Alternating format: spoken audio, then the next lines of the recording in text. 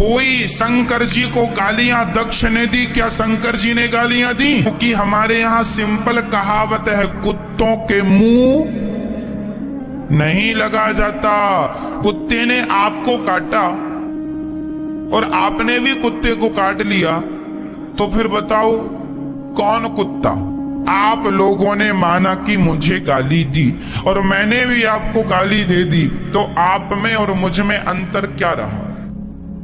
इसलिए हम आपसे कहते हैं, अपनी समझदारी का परिचय दो कि आपका भी कहीं अपमान हो रहा हो और अपनों से अपमान हो रहा हो तो आपको जवाब देने की जरूरत नहीं है।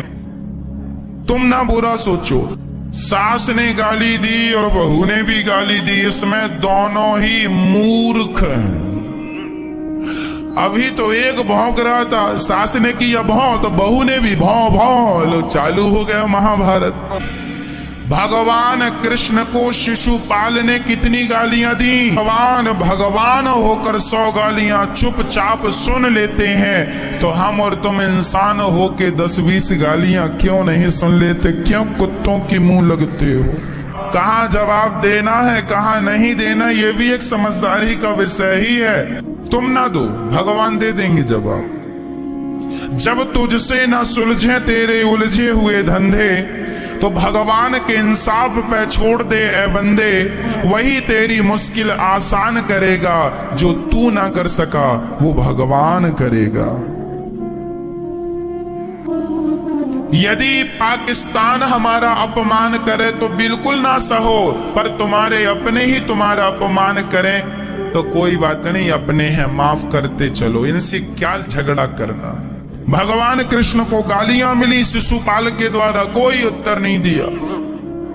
100 गालियां हुई, सिर काट दिया। अपना अपमान भी सहना सीखो। तितिक्षवः कारुणिकाः सुहृदः सर्वदेहिनां अजात शत्रवः शांता साधवः साधुभूषणा। वही व्यक्ति समझदार है, वही व्यक्ति सफल है जिसके अंदर सहनशीलता ज्यादा है। माना कि आपका सगा भाई आपका अपमान कर रहा है, तो क्या लड़ोगे उससे? तुम्हारी तो भाई है, भौंकने दो। कहां इससे मुंह लगा रहे हो? क्योंकि वो मेरे भाई ही तो है। हाँ, कोई आतंकवादी है, कोई दूसरा है, तो उससे लड़ जाओ, जीतो।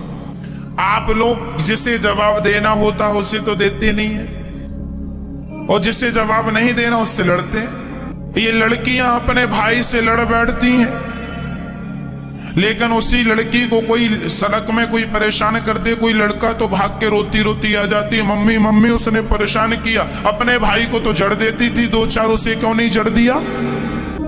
जब तुम्हारी लड़ाई तुम्हारी सास से हो, माँ से हो, भाई से हो, तो इन रिश्तों में जहर ना घोलो।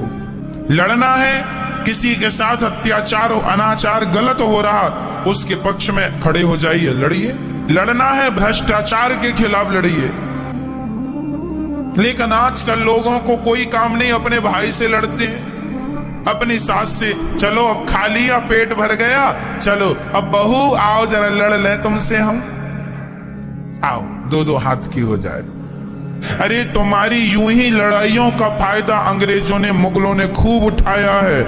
तुम्हारी आपस की लड़ाइयों का फायदा उठाया, कई 100 साल तक तुम भारतवासियों पर, हम पर राज्य किया इन लोगों ने। हम लोग लड़ते हैं जातवाद का जहर घोल करके। ऐसे लड़ो आपस में, कल फिर कोई और आएगा तुम्हारे देश में कब्जा कर लेगा, फिर करना उसकी गुलामी। कैकेयी और दशरथ जी में कोई भेद नहीं था, भेद पैदा करने वाली ये मंथरा है।